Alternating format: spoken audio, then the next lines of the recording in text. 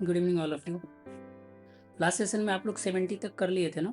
उसके बाद हम लोग 70 के बाद 71 से देखेंगे जितने भी रिमेनिंग क्वेश्चंस है उन सभी चीज़ों को। ठीक है, step by step multiple statement वाले क्वेश्चन है, तो सारे स्टेटमेंट को हम लोग देखेंगे कि गलत क्यों है और सही क्यों है। क्लियर है, स्टार्ट करते हैं हम लोग। चलिए, स्क्रीन दिखाई दे रहा है सभी को। फर्स्ट क्वेश्चन है हमारे पास, दैट इज द 71। अब इसको हम लोग देखते हैं 71 में क्या क्या है। सबसे पहले हमारे पास है Mendel factors are discrete units that do not blend. हाँ, ब्लेंड यानी कि यहाँ पे जो कोई भी कैरेक्टर की मिक्सिंग नहीं होता था अकॉर्डिंग टू द मेंडल। और मेंडल ने क्या बोला था, कैरेक्टर बोला था, यानी डिस्क्रीट यूनिट जिसको हम लोग क्या बोलते हैं, दैट इज अ फैक्टर। क्या बोलते हैं, फैक्टर। मेंडल ने फैक्टर वर्ड यूज किया था, जीन का जीन वर्ड यूज नहीं किया था, बट समझाने के लिए इसमें लिखा हुआ है मेंडल फैक्टर्स यानी कि जीन्स और डिस्क्रीट यूनिट, ये जीन का डेफिनेशन था। डेट डू नॉट ब्लेंड यानी स्टेटमेंट सही है। दूसरा, genetic variation is the raw material for the evolution. Very good. हमारे पास इवोल्यूशन के लिए जेनेटिक मटेरियल यानी कि सिंपली आपको याद रखना genetic variation that is the crossing over, that is the crossing over. और ये कहाँ पे होता है हमारे पास, मियोसिस के प्रोफेज फर्स्ट के कहाँ पे, पैकिटीन में। ये आपको याद रखना था, ये भी स्टेटमेंट सही है। Mendel work was published after the Darwin origin of species. हाँ, ये भी बात सही है, हमारे पास 1859 के आसपास ओरिजिन ऑफ स्पीसीज हुआ था और मेंडल का वर्क इसके बाद हुआ था। यानी ये वाला भी स्टेटमेंट क्या सही है, तो the correct option is option D. Correct option कौन सा हो गया, ऑप्शन डी। क्लियर है सभी को? ठीक है, नेक्स्ट क्वेश्चन हम लोग चलते हैं। नेक्स्ट हमारे पास क्या है, concerning geological time scale. Time scale के अनुरूप अब हमें यहाँ पे कुछ बातें देखना है। The great dining mass extension occurred at the Permian period. ये बिल्कुल सही है। कई बार स्टेटमेंट आता है कि सबसे ज्यादा मास एक्सटेंशन कब हुआ था हमारे पास, तब परमियन में हुआ था। कब हुआ था हमारे पास, परमियन में। ये स्टेटमेंट क्या है, सही है। नेक्स्ट हम लोग देखते हैं दूसरा, dinosaur went extinct at the end of Cretaceous period. ये भी स्टेटमेंट क्या हमारे पास सही है, this statement is also correct. दूसरा स्टेटमेंट क्या हमारे पास सही है। तीसरा हम लोग देखते हैं कि the Carboniferous period is famous for the flooring first flowering plant. गलत। कार्बोनिफेरस में हमारे पास क्या होता है, यहाँ पे कार्बन यानी कोल, कोल फॉरेस्ट, यहाँ पे जैंट फर्म्स हुआ था, फर्स्ट रेप्टाइल डेवलप किए थे, ना कि ये सब चीजें, ना कि फ्लोरिंग प्लांट।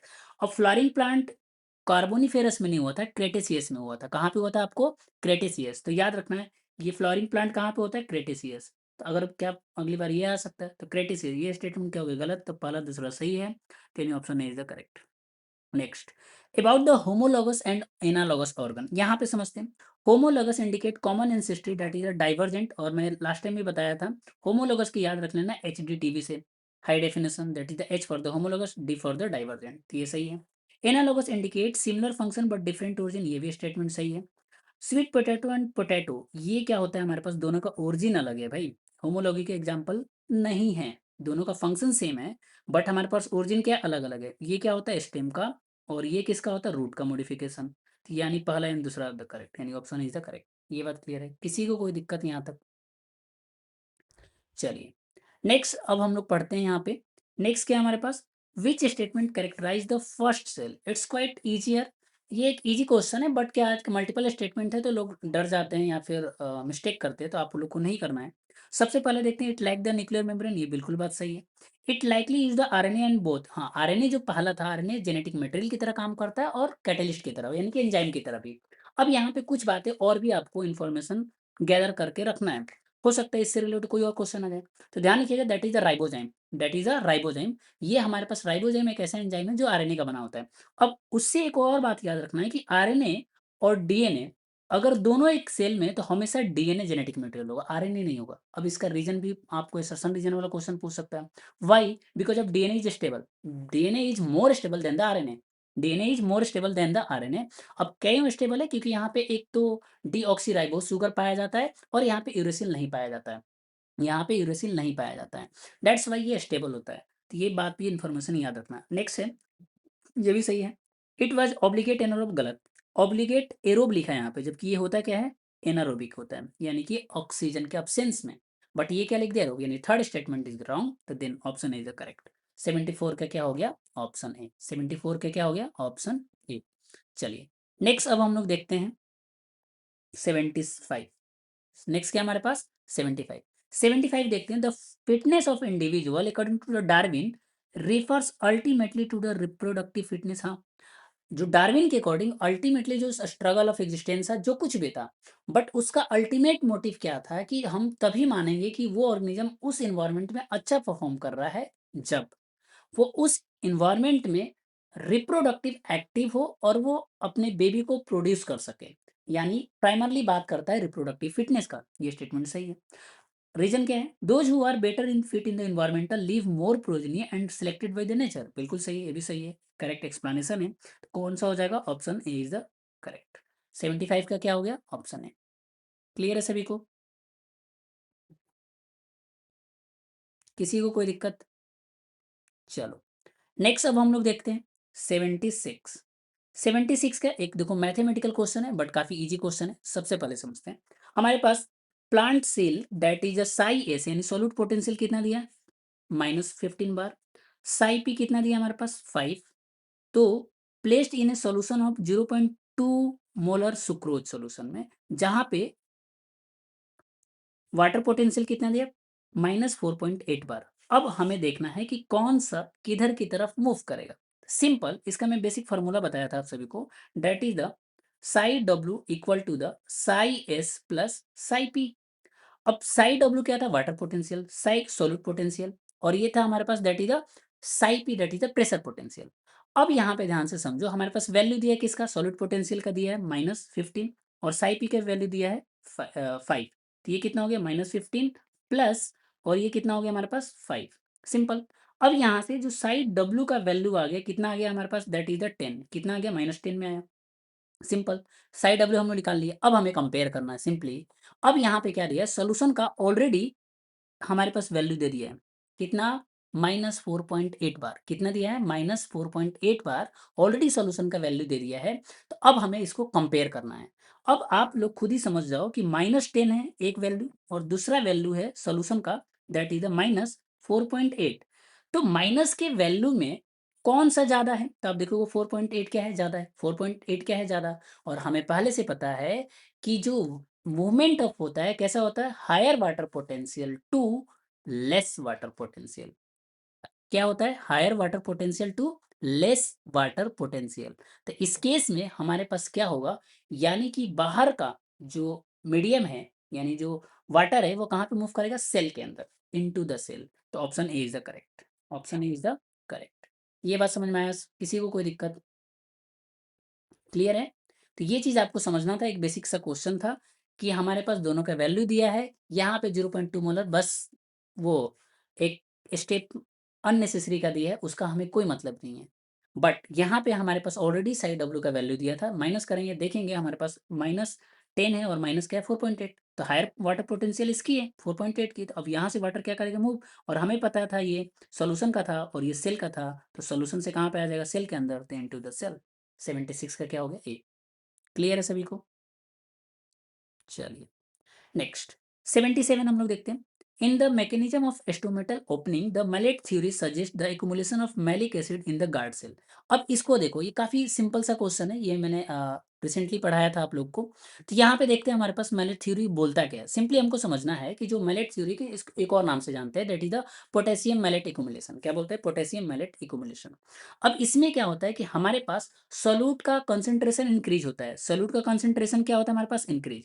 सोल्यूट का जब कंसंट्रेशन इंक्रीज होगा तो ऑस्मोटिक पोटेंशियल डिक्रीज होगा। ऑस्मोटिक पोटेंशियल क्या होगा हमारे पास? डिक्रीज। जब ऑस्मोटिक पोटेंशियल डिक्रीज होगा तो वाटर का मूवमेंट क्या होगा? इनफ्लक्स होगा, यानी कि सेल के अंदर जाएगा। कहाँ पे जाएगा? सेल के अंदर जाएगा। जब सेल के अंदर जाएगा तो सेल क्या हो जाएगा? टर्जिड। सेल क्या हो जाएगा हमारे पास? टर्जिड। ये बात क्लियर? जब सेल हमारे पास यहाँ पे टर्जिड हो जाएगा तो ये वाला चीज क्या हो जाएगा? Decrease in osmotic potential and influx of water. तो option C is the correct. क्या पूछा है? In the mechanism of stomatal opening malate theory suggest that the accumulation of malic acid in the guard cell. Guard cell के accumulation से malic acid जब accumulate होगा तो ultimately क्या होगा? चाहे पोटेशियम आयन एक्युमुलेट करे चाहे मैलेट, मैलेट के एक्युमुलेशन से कंसंट्रेशन इंक्रीज होगा। किसका? Solute concentration. सॉल्यूट का कंसंट्रेशन क्या हुआ? इंक्रीज। जब सॉल्यूट का कंसंट्रेशन इंक्रीज हुआ तो हमें पता है अगर प्योर वाटर है और उसमें कुछ भी मिक्स कर रहे हो, जैसे ही तुम मिक्स करोगे तो उसका ऑस्मोटिक पोटेंशियल डिक्रीज होता है। उसका ऑस्मोटिक पोटेंशियल क्या होता है? डिक्रीज होता है। तो यहाँ पे क्या ऐड हुआ है भाई? किसका कंसंट्रेशन ज़्यादा हुआ? मैलिक एसिड का। जब ये ज़्यादा हुआ तो ऑस्मोटिक पोटेंशियल क्या हो गया? डिक्रीज़। जब ऑस्मोटिक पोटेंशियल डिक्रीज़ हुआ तो हमारे पास वाटर मूव करेगा कहाँ से?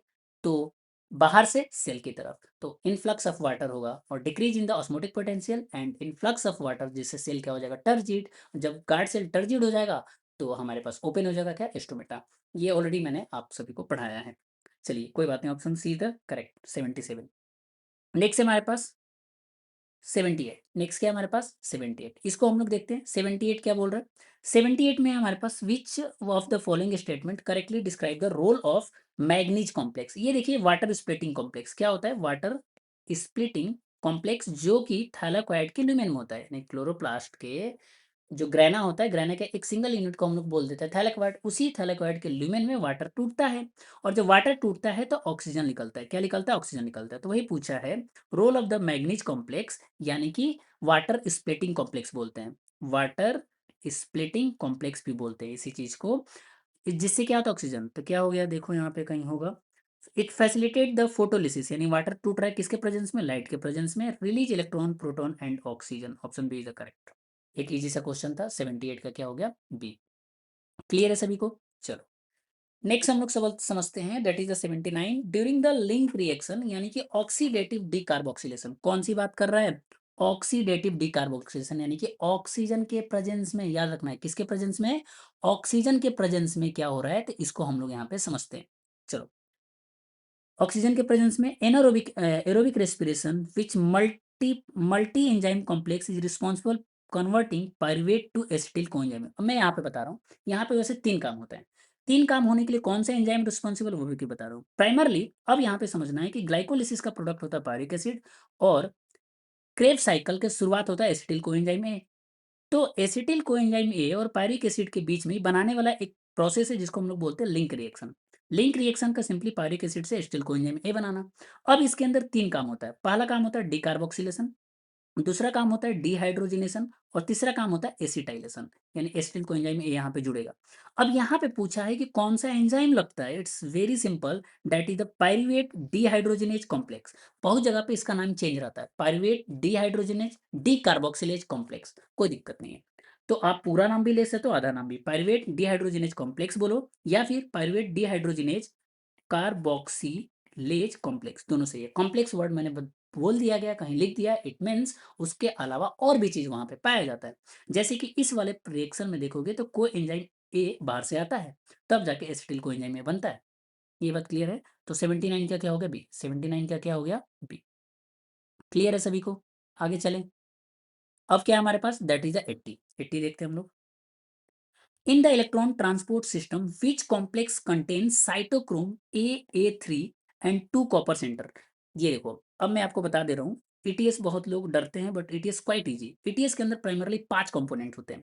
सबसे पहला होता है हमारे पास कॉम्प्लेक्स फर्स्ट, दूसरा होता है कॉम्प्लेक्स सेकंड, तीसरा होता है कॉम्प्लेक्स थर्ड, चौथा होता है हमारे पास कॉम्प्लेक्स फोर्थ, और एक होता है दैट इज कॉम्प्लेक्स फिफ्थ, और इसी को हम लोग बोलते हैं एफ नॉट एफ वन। क्या बोलते थे इसको? F not F one particle या एटीपी सिंथेटिक बोल देते हैं। तो आपके ऊपर डिपेंड, मेन तो 4 ही हैं, सबका याद रखना है। इसमें क्या होता है? F M N F E S. इसमें क्या होता है? F M N S E S. अब यहाँ पे दूसरा हमारे पास पूछा है कॉम्प्लेक्स थर्ड, और यहाँ पे किसका पूछा है? ए और ए थ्री। देखो अब यहाँ पे ए और ए थ्री किस में पाया जाता है, इसको हम पहले सेकंड का बता देता हूँ। इसमें क्या होता है? एफ ए डी, और क्या होता है हमारे पास? F E S. इसमें क्या होता है? एफ ए डी और एफ ई एस। तीसरा होता है हमारे पास that is the cytochrome B, F E S, और हमारे पास क्या होता है? साइटोक्रोम सी वन होता है। चौथा क्या होता है? कॉपर ए वन, या ए डायरेक्टली लो, A three and copper B. तो सिंपली यहाँ पे पूछा है कि ए और ए थ्री किस में पाया जाता है, और 2 कॉपर की unit C U A and C U B, तो दैट इज कॉम्प्लेक्स फोर, तो ऑप्शन डी इज करेक्ट।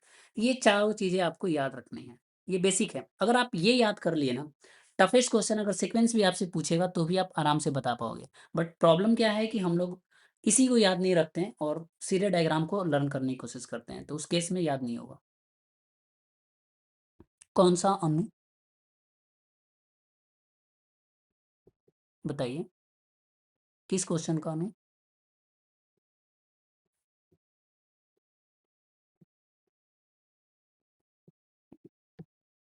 ठीक है, यहाँ तक किसी को कोई दिक्कत?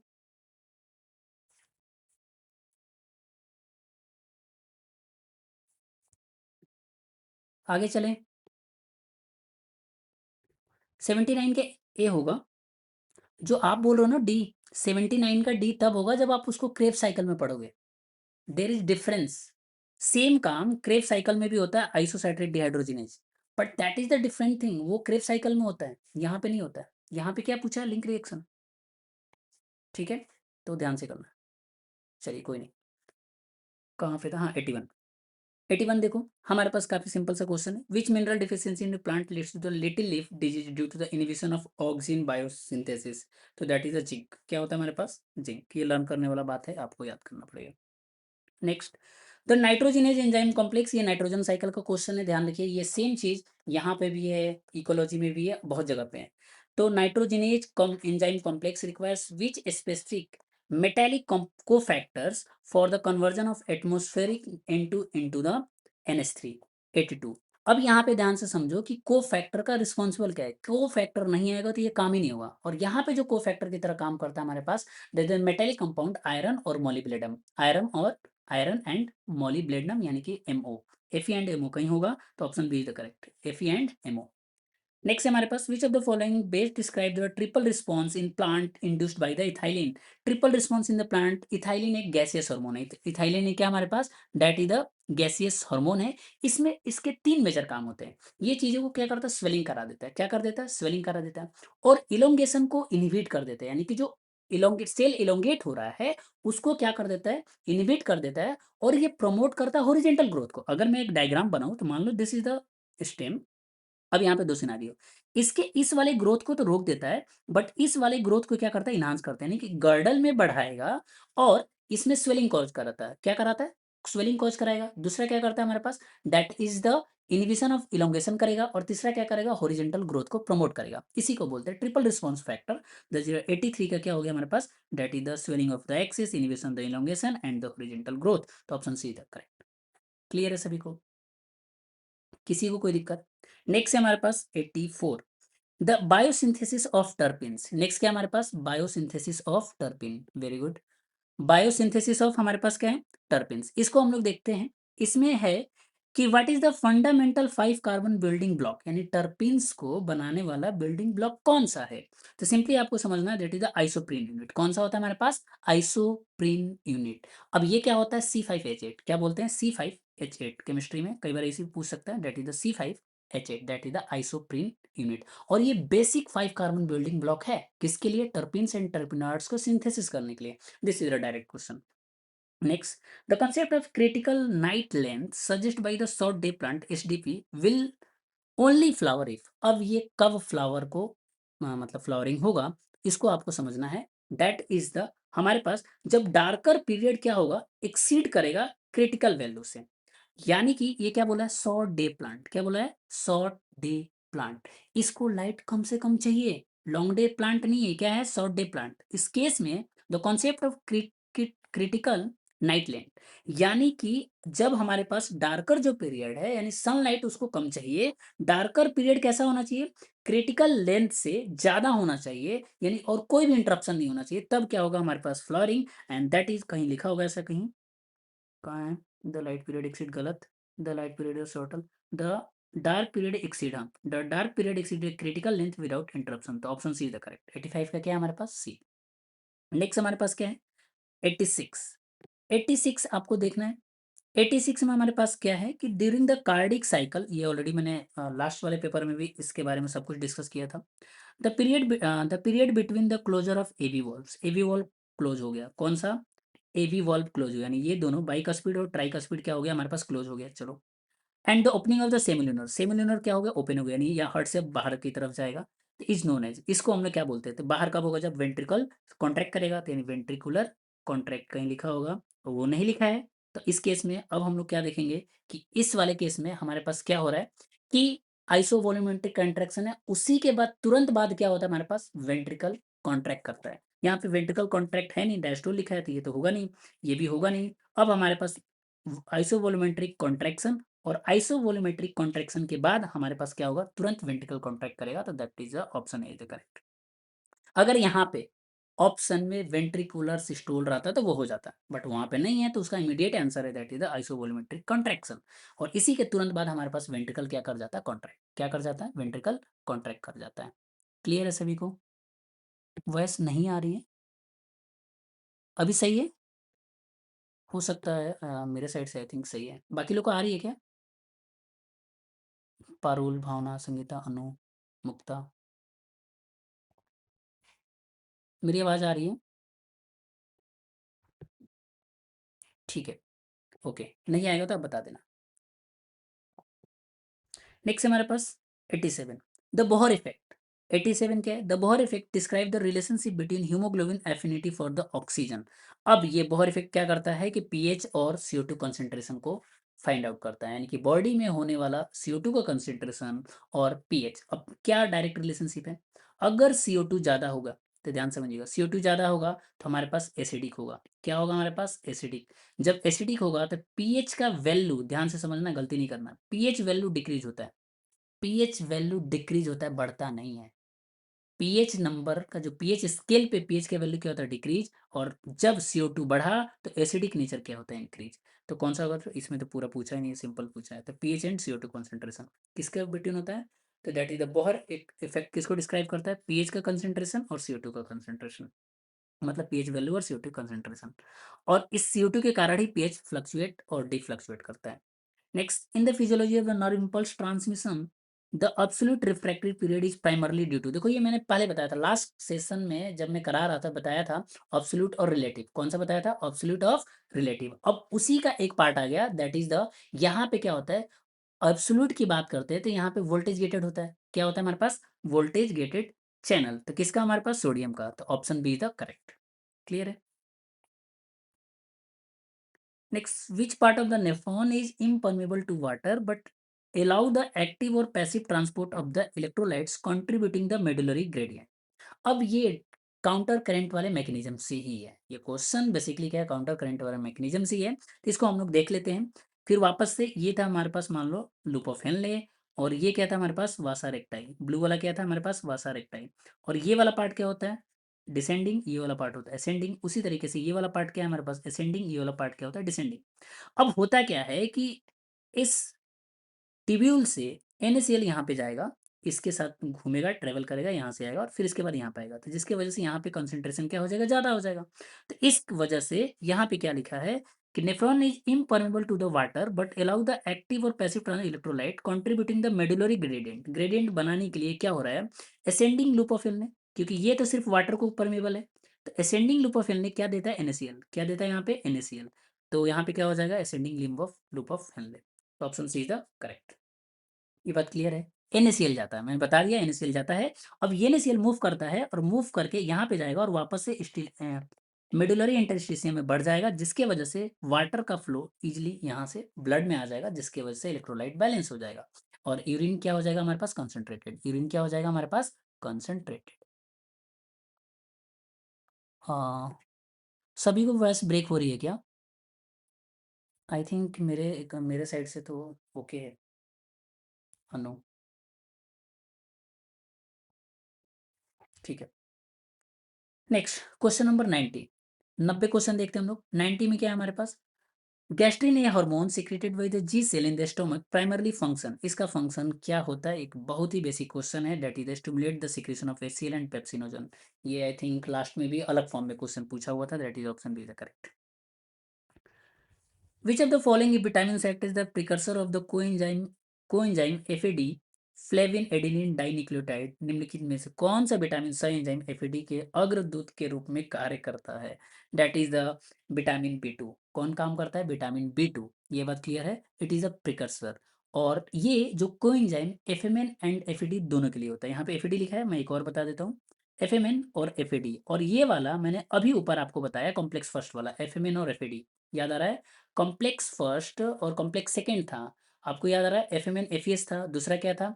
FAD FES था। तो जो कॉम्प्लेक्स सेकेंड होता है FAD और FES, ये दोनों के लिए हमारे पास कौन सा काम करता है? Vitamin B12। कौन सा काम करता है? Vitamin B12।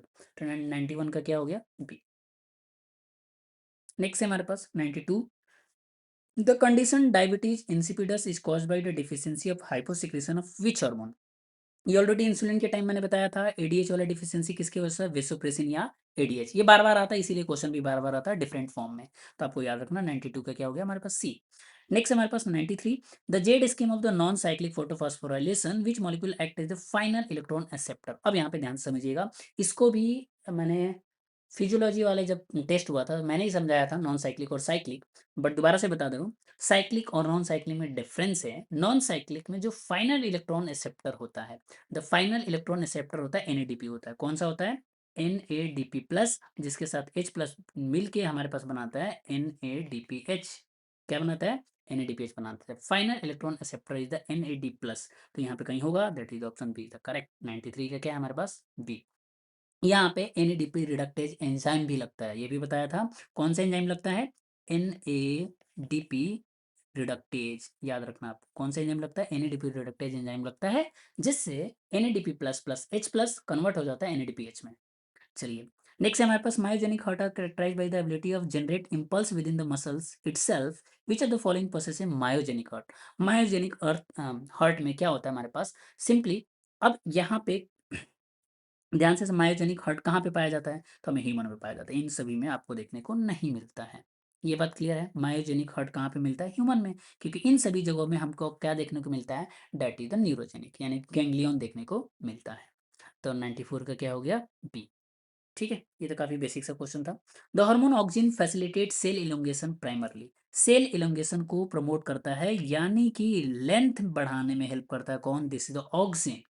अब यहाँ पे पूछा है कि इसका किस वजह से होता है, तो आपको यहाँ पे ध्यान से समझना है। अब इस केस में ऑक्सिन तभी काम करेगा, अब इसको एक हाइपोथेसिस बोलते हैं, आप लोग सबसे पढ़े हुए, that is the acid growth hypothesis. क्या बोलते हैं इसको, एसिड ग्रोथ, लिख लीजिएगा, एसिड ग्रोथ हाइपोथेसिस। यानी कि इस केस में decreasing the pH of the cell wall. Cell wall का पीएच क्या होता है हमारे पास, डिक्रीज करता है, ऑप्शन ए इज करेक्ट। 95 का क्या हो गया, ऑप्शन ए। नेक्स्ट है हमारे पास 96, the process of urea formation ornithine cycle which amino acid is converted to release urea। अब इस साइकिल को क्या बोलते हैं, क्या बोला है, release to the which urea. तो यहाँ पे देखो आर्जिनिन, आर्जिनिन किस में कन्वर्ट होगा, that is the option B is the correct. क्या होगा हमारे पास, आर्जिनिन। ऑर्निथिन साइकिल में इस पूरे साइकिल को बोलते हैं ऑर्निथिन साइकिल। यहाँ पे जो एंजाइम होता है, अगर एंजाइम पूछेगा तो वो भी बता सकते हो, दैट इज द आर्जिनेज। कौन सा एंजाइम है, आर्जिनेज। मैं लिख देता हूँ, अगर आप लोग लिख लो, आर्जिनेज। अब ये बेचारा आर्जिनेज करता क्या है कि आर्जिनिन को कन्वर्ट कर देता है यूरिया एंड ऑर्निथिन में। आर्जिनिन को कन्वर्ट किस में कर देता है, यूरिया एंड ऑर्निथिन में। इसी वजह से साइकिल को ऑर्निथिन साइकिल बोलते हैं, और ये साइकिल चलता है लिवर में। कहाँ पे चलता है, लिवर में। तो कुछ कोई भी क्वेश्चन पूछा जा सकता है इसके रिगार्डिंग कि कौन सा एंजाइम है। चलिए नेक्स्ट है हमारे पास 97, which structural type of the neuron is most commonly found in the retina of the eye. ये एक बार और शायद इसी टाइप का कुछ क्वेश्चन आया था, दैट इज द, इसको आपको समझना है, आई के रेटिना में कौन सा टाइप का न्यूरॉन पाया जाता है, तो सिंपल बाइपोलर न्यूरॉन पाया जाता है। कौन सा न्यूरॉन होता है, बाइपोलर न्यूरॉन्स। और ध्यान रखिएगा, bipolar neuron not only in the eye, कोई भी हमारे पास सेंसरी ऑर्गन है स्पेशली, उस केस में बाइपोलर ही न्यूरॉन पाया जाता है, क्योंकि इसका दो काम होता है, जैसे कि ऑल्फैक्टरी में, जैसे कि इनर ईयर में, इन सभी जगहों पे बाइपोलर न्यूरॉन पाया जाता है। आई में भी पाया जाता है, ऑल्फैक्टरी एपिथेलियम में, यानी कि जो ऑल्फैक्टरी एपिथेलियम का एक और नाम होता है, उपसो आप लोग को पता होगा, ऑल्फैक्टरी एपिथेलियम, जो स्मेल में हेल्प करता है, और इसी को बोलते हैं स्निडेरियन मेम्ब्रेन। क्या बोलते हैं इसको, Schneiderian membrane, this is called Schneiderian membrane. इसमें भी बाइपोलर न्यूरॉन पाया जाता है, और इनर ईयर में भी बाइपोलर न्यूरॉन पाया जाता है, और आई में भी बाइपोलर न्यूरॉन पाया जाता है। तो कहीं होगा ऑप्शन बी द करेक्ट। 97 का क्या हो गया, बी। नेक्स्ट हमारे पास 98, 98 में the respiratory quotient of the organic acid like malic acid. Malic acid का हमारे पास रेस्पिरेटरी कोशेंट क्या होता है, तो दैट इज, यहाँ पे ध्यान रखिएगा, मोर देन वन। कितना होता है, मोर देन वन। तो अब यहाँ पे कहीं होगा मोर देन वन। अब ऑर्गेनिक एसिड के केस में आपको चीजें याद रखना कि पर आर क्यू होता क्या है भाई, आर क्यू ये होता है कि कितना अमाउंट ऑफ CO2 निकल रहा है और कितना अमाउंट ऑफ O2 दे रहे हैं, तो उसको डिवाइड कर देंगे तो वहां से क्या आ जाएगा हमारे पास, आर क्यू। और ऑर्गेनिक एसिड का आर क्यू जनरली एक से अधिक होता है, और इसका अगर मैं वैल्यू की बात करूं तो 1.33 के आसपास होता है। 1.33 अलग अलग बुक में अलग अलग दिया है, डिपेंड करता है कि कौन सा ऑर्गेनिक मॉलिक्यूल है, डिपेंड करता है कि कौन सा ऑर्गेनिक मॉलिक्यूल या कौन सा ऑर्गेनिक एसिड्स हैं, जैसे ऑक्जेलिक एसिड है या कौन सा है, तो उसके ऊपर वेरी करता है, इट्स क्वाइट वेरिएबल। और जिसका एवरेज वैल्यू है दैट इज 1.33 यानी मोर देन 1। ये बात क्लियर है? चलो नेक्स्ट है 99, which enzyme is responsible for the nitrate assimilation step where nitrate is converted into the ammonia. याद रखना है, नाइट्राइट है, nitrite is converted into ammonia. कौन सा एंजाइम रिस्पॉन्सिबल है? बहुत ही सिंपल क्वेश्चन है, नाइट्राइट रिडक्टेज। क्या होता है हमारे पास? नाइट्राइट कहीं होगा, नाइट्राइट रिडक्टेज, नाइट्राइट, ये वाला ऑप्शन बी द करेक्ट। ध्यान से पढ़ना है, नाइट्रेट भी लिखा है यहाँ पे, गलत हो जाएगा। कौन सा एंजाइम होता है? नाइट्राइट रिडक्टेज, नाइट्राइट रिडक्टेज, यानी इसको क्या कर रहे हैं? रिडक्शन हो रहा है, तो that is a nitrite reductase. ये आपको इकोलॉजी में मैंने इसको पढ़ाया था, जब मैं नाइट्रोजन साइकिल पढ़ा रहा था, काफी डिटेल में पढ़ा है, यू कैन वॉच। नेक्स्ट हमारे पास है 100, pellagra is a deficiency disease associated with the lack of. बहुत बेसिक सा क्वेश्चन है, सभी को पता है, दैट इज द नियासिन। किसके वजह से होता है हमारे पास 100 का? नियासिन, यानी कि that is the vitamin B3। इसकी जगह ये भी लिख सकता है विटामिन B3, गलत नहीं है, सेम ही चीज़ है, विटामिन B3। ये बात क्लियर। और इसमें क्या होता है हमारे पास मल्टीपल, लाइक इसमें डर्मेटिस हो जाता है, आपको इवन ट्रीटमेंट नहीं हुआ तो डेथ भी हो जाता, डायरिया होता है, डिमेंशिया होता है, धीरे धीरे लोग भूलने लगते हैं, that is the overall this disease called pellagra caused by the deficiency of niacin, that is the vitamin B3। Next हमारे पास 101, the heart the AV bundle यानी bundle of is responsible for the transmitting impulse to. कहाँ से कहाँ impulse को transmit करता है? ये भी एक बेसिक है, बंडल ऑफ इज पुरकेंजे फाइबर को देता है, देन वेंट्रिकल्स। ध्यान रखिएगा यहाँ पे ऑरिकल लिखते ही गलत हो जाएगा, मैंने लास्ट टाइम ही बताया था, ये वेंट्रिकल ऑप्शन सी था correct. What is the role of the abscisic acid during the drought stress? Drought stress में ABA का काम क्या है, एब्सिसिक एसिड का काम क्या है? ये एक स्ट्रेस हार्मोन है, हमें पता है। ड्यूरिंग द ड्राउट ये क्या करता है कि ट्रिगर कर देता है रैपिड क्लोजर ऑफ स्टोमेटा। जब ड्राउट कंडीशन है तो वाटर लॉस कम से कम करेंगे, तो ऑब्वियस ही बात, ये स्टोमेटा को क्या कर देगा? क्लोज। जब स्टोमेटा क्लोज करेगा तो वाटर लॉस कम हो जाएगा, वाटर लॉस क्या हो जाएगा? कम हो जाएगा, तो ऐसा कुछ लिखा होगा। Closure of stomata to prevent transpiration, यानी कि ट्रांसपिरेशन को कम कर देता है। कैसे कम करता है? स्टोमेटा को क्लोज करके, तो option B the correct, option B the correct. 102 का क्या होगा? 2। नेक्स्ट हमारे पास 103, which hormone is regulate the basal BMR to the human body. अब यहाँ पे देखो, वैसे तो बहुत सारे हार्मोन काम करते हैं, बट अब यहाँ पे देखो BMR में आपको कॉर्टिसोल भी काम करता है, आपको थायरोक्सिन भी काम करता है, बट द मेन की hormone is the T4, T4 यानी कि थायरोक्सिन। कौन सा होता है यहाँ पे मोर अप्रोप्रिएट देखा जाए? अगर मान लो T3 T4 दोनों ऑप्शन में है, तो T3 नहीं मारना है, आपको मारना है T4, that is the thyroxine, that is the thyroxine. Cortisol भी करता है, बट ध्यान रखिएगा मेन अपनी जो होता है दैट इज द थायरोक्सिन, जो BMR को यानी बेसल मेटाबॉलिक रेट को, और जो प्रोडक्शन ऑफ हीट, यानी कि जब BMR मॉलिक्यूल टूटेगा तो हीट विल रिलीज होगा, उसके लिए रिस्पॉन्सिबल हो thyroxine. This thyroxine is very very critical, और specially in the female it's quite disaster होता है अगर इसका फ्लक्चुएशन ऊपर नीचे हो जाए तो। बहुत ही अगर कम प्रोड्यूस होगा दिस थायरोक्सिन, तो वेट गेन बहुत तेजी के साथ होता है, और इसके वजह से मेंस्ट्रुअल साइकिल पे भी इफेक्ट पड़ता है। There are lots lots of type of question derived from the thyroxine, तो आपको याद रखना है। 104, in the C4 plant the enzyme PEPcase is located. अब यहाँ पे ट्विस्ट है, अब हमें पता है दो चीज होता है, एक होता है हमारे पास बंडल सिथ सेल, और दूसरा होता है हमारे पास mesophyll cell. This is the mesophyll cell और this is the bundle sheath cell. जो मीजोफिल सेल होता है इसके साइटोप्लाज्म में पेप्केज होता है, ध्यान रखना, मीजोफिल सेल के साइटोप्लाज्म में। तो यहाँ पे तो इजी क्वेश्चन पूछ दिया है, तो मीजोफिल सेल हो गया, बट ये भी याद रखना है मीजोफिल सेल के साइटोप्लाज्म में या बंडल सिथ सेल के साइटोप्लाज्म में, नहीं, बंडल सिथ सेल के क्लोरोप्लास्ट के स्ट्रोमा के अंदर यहाँ पे जो एंजाइम पाया जाता है दैट इज रूबिस्को, उल्टा हो जाता है, दैट इज रूबिस्को, जबकि C3 में ऐसा नहीं होता है। C3 में क्लोरोप्लास्ट के स्ट्रोमा में रूबिस्को पाया जाता है, this is a twist C4 and C3 में। तो यहाँ पे एक इजी क्वेश्चन था, दैट इज ऑप्शन बी। 104 का क्या हो गया? बी। क्लियर है सभी को? किसी को कोई दिक्कत कोई है? You can ask. बाकी मैंने ये बता दिया, C4 C3 साइकिल एक इजी है, साइकिल है, बहुत ही 5 मिनट का कॉन्सेप्ट है जो आपको समझना है, बट यही है कि प्रिसाइजली पढ़ना है कि बंडल सिथ सेल कैसा होता है और मीजोफिल सेल कैसा होता है। दोनों में, एक में ग्रेनल होता है, एक में ए ग्रेनल क्लोरोप्लास्ट पाया जाता है। जैसे हम लोग मीजोफिल सेल की बात करें तो यहाँ पे क्या होता है? ग्रेनल क्लोरोप्लास्ट, जबकि बंडल सिथ सेल की बात करें तो वहाँ पे होता है हमारे पास ए ग्रेनल क्लोरोप्लास्ट। ए ग्रेनल क्लोरोप्लास्ट क्या होता है भैया? कि ग्रेनम नहीं है, इस तरीके से थैलेकोइड बेचारा इधर इस तरीके से बिखरा हुआ है, that is the agranal. 104 का B. Next 105 the movement of ion against the concentration gradient using the ATP. अब यहाँ पे देखो अगेंस्ट द कंसंट्रेशन ग्रेडियंट लिखा है और क्या लिखा है यूजिंग एटीपी। अब सिंपल सा जब जैसे ही अगेंस्ट हुआ हमें समझना है वो एक्टिव एक्टिव होगा क्या होगा हमारे पास एक्टिव ट्रांसपोर्ट, कोई दिक्कत ही नहीं है। और ऊपर से दिया एटीपी, एटीपी यूज होगा तो एक्टिव ही होगा। हाँ अगर यही रहता कि according to the concentration gradient फिर भी हमें कुछ प्रोटीन की नीड पड़ रही है, वट एवर कुछ भी नीड पड़ रही है तो that is known as facilitated, but वो भी कंसंट्रेशन के ग्रेडियंट के अकॉर्डिंग ही होगा। और जैसे ही अगेंस्ट हुआ ऊपर से एनर्जी लगा दिए तो हमेशा क्या हुआ active. Guttation is called by the high root pressure and the low transpiration occur through, किसके थ्रू होता है तो ये बहुत ही सिंपल मल्टीपल टाइम क्वेश्चन आया, that is the hydathodes, that is the hydathodes. ये बात करें दिस इज द लीफ, तो ये क्या होता है हमारे पास जो अपेक्स वाला पार्ट है इसी को हम लोग क्या बोलते हैं हायर थ्रोट्स, इसी को हम लोग क्या बोलते हैं हायर थ्रोट्स। 106 का बी। 107 देखते हैं which pigment is involved in the precipitation of the far red light. काफी इंटरेस्टिंग है। फार रेड लाइट को कौन सा पिगमेंट हमारे पास वो करता है यानी कि एक्साइटेड होता है, तो आपको याद रखना है that is the P F R, that is the P F are.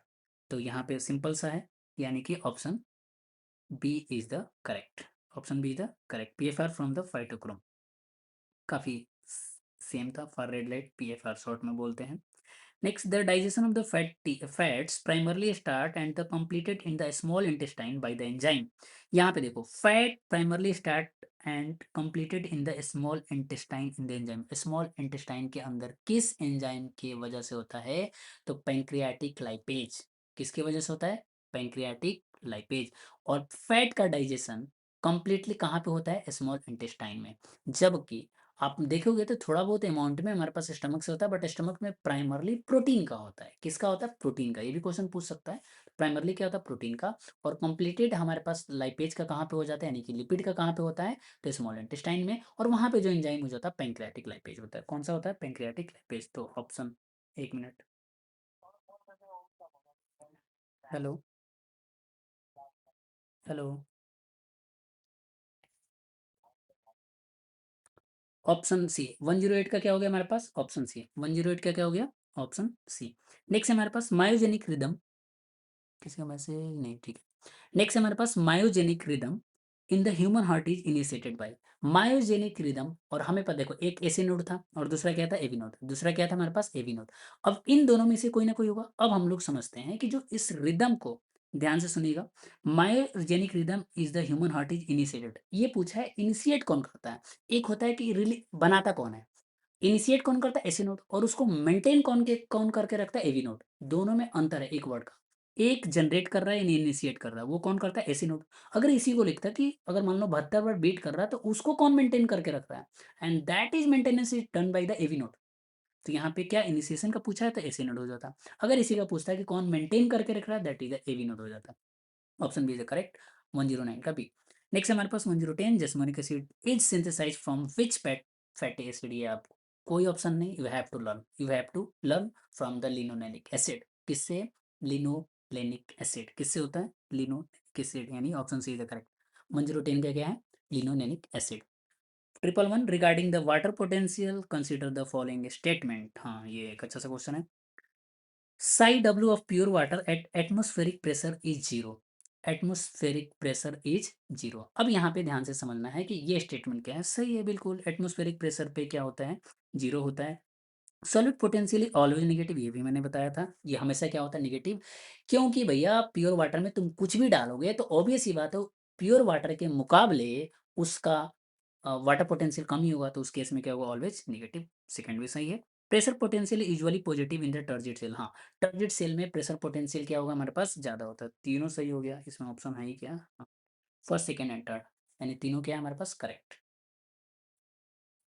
Clear. Next 112 है about C3 and C4 pathway, C4 cycle, Rubisco show oxygenase activity in the C3 plant, बिल्कुल सही है।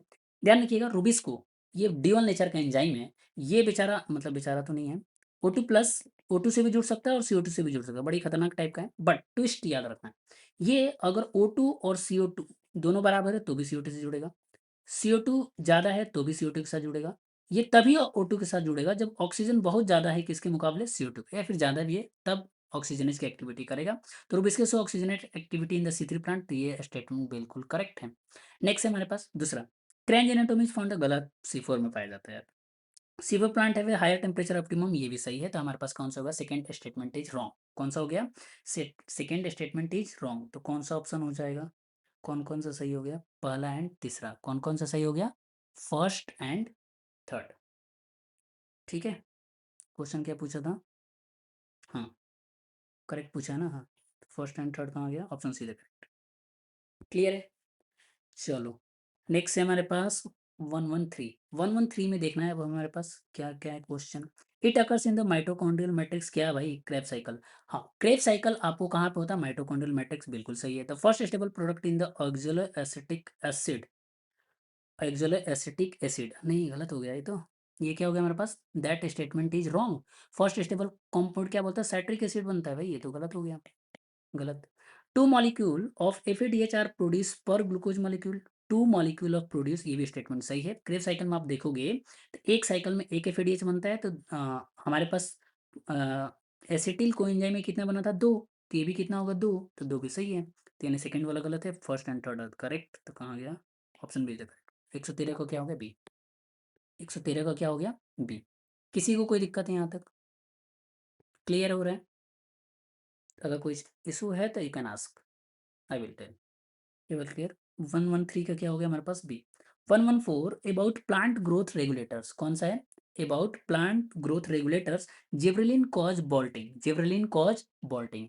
अब यहाँ पे आपको ध्यान से समझना है कि ये एक बिल्कुल बात सही है, जिब्रेलिन बॉल्टिंग कॉज करता है। बॉल्टिंग आपको पता है क्या होता है, अब कैसे बताऊँ, आपने गोभी देखा है, गोभी, गोभी का जो स्टेम होता है ना, इस तरीके से इलोंगेट करा देता है, रोजेटी फैमिली के जो होते हैं, यानी कि जो जमीन के साथ चिपके रहते हैं, उसमें ये बॉल्टिंग कॉज कौन कराता है, जिब्रेलिन, यानी कि जो नोड होता है उसको इलोंगेट कर देता है, तो ये एक फायदा हो जाता है, ये स्टेटमेंट सही है। साइटोकाइनिन से डिले सीनेसेंस, ये भी सही है, इसको रिचमोंड लैंग इफेक्ट भी बोलते हैं। Next auxin promote the apical dominance, ये भी सही है, तो पहला दूसरा तीसरा सबके सब सही है। 114 का सी, अरे सॉरी डी, 114 का क्या हो गया, D. 115 identify correct statement about nitrogen fixation, leghemoglobin act as the O2 scavenger, किसकी तरह काम करता है, O2 एक्सवेंजर की तरह काम करता है, ये तो सही बात है।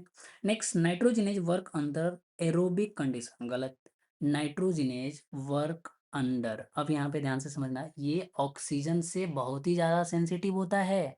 It work under anaerobic condition, एक सिंपल एक वर्ड की वजह से गलत हो गया, कैसा होता है, एनारोबिक, ये गलत हो गया भाई साहब। ATP is required for the reduction of the N2, obvious सी बात है, एटीपी क्या होता है, रिक्वायर्ड होता है किसके लिए, N2 के रिडक्शन के लिए, तो ये भी स्टेटमेंट सही हो गया। तो इसमें कौन सा हो गया, first and third are the correct, option is the correct. Concerning the human heart, human heart के रिगार्डिंग एक बेसिक सा क्वेश्चन है, इसको हम लोग देखते हैं। ह्यूमन हार्ट के रिगार्डिंग स्ट्रोक वॉल्यूम एक 70 ml, मैंने कई बार बताया है। कार्डिक आउटपुट क्या होता है, stroke volume into the heart rate, ये भी स्टेटमेंट सही है। कार्डिक आउटपुट क्या होता है, यही तो होता है, स्ट्रोक वॉल्यूम इनटू, क्या ये सही है, कार्डिक आउटपुट, हाँ ये स्टेटमेंट भी क्या हो गया हमारे पास, दैट इज द करेक्ट। चलो अब यहाँ पे देखना है, टी वेव, टी वेव कौन कौन सा था, ये बार बार क्वेश्चन आ रहा है, अरे क्या बना दिया मैंने, ठीक है ये था हमारे पास, क्या था, PQRS और टी। टी वेव पूछा है, इसी रिप्रेजेंट एट्रियल डीपोलराइजेशन, गलत, ये रीपोलराइजेशन होता है, क्या होता है हमारे पास, रीपोलराइजेशन नॉट डीपोलराइजेशन, तो गलत हो गया, कौन सा हो गया, पहला एंड दूसरा करेक्ट, तो ऑप्शन है correct. 117 regarding the nerve impulse resting membrane potential is around -70 electron volt, ये स्टेटमेंट तो सही है भैया, इतना ही होता है, -70 इलेक्ट्रॉन वोल्ट। दूसरा, depolarization is caused by the influx of potassium, गलत हो गया ये तो, क्या होता है, इनफ्लक्स ऑफ सोडियम, क्या ये सही है क्या, क्या हो गया, इनफ्लक्स ऑफ सोडियम होता है ना कि पोटेशियम, तो ये तो गलत हो गया बेचारा। Refractive period prevents the reverse condition, refractive prevents the, ये सही है, तो कौन सा हो गया हमारे पास, फर्स्ट एंड थर्ड, तो फर्स्ट एंड थर्ड कहाँ पे, ऑप्शन बी द करेक्ट। 117 का क्या हो गया, बी। नेक्स्ट है 118 about the urine formation, ultra filtration occurs in the glomerulus, ultra filtration occur in the glomerulus, ये क्या है हमारे पास, बिल्कुल स्टेटमेंट सही है, ग्लोमेरुलस में होता है। Most reaction occur in the DCT, गलत भाई, मोस्ट रिएक्शन नहीं होता है, मोस्ट रिएक्शन कहाँ पे होता है, पीसीटी में होता है, तो ये स्टेटमेंट गलत हो गया। Counter current mechanism help the concentration, ये सही है, पहला तीसरा तो करेक्ट, फर्स्ट हैंड कहाँ गया, ऑप्शन सी द करेक्ट। 118 का सी।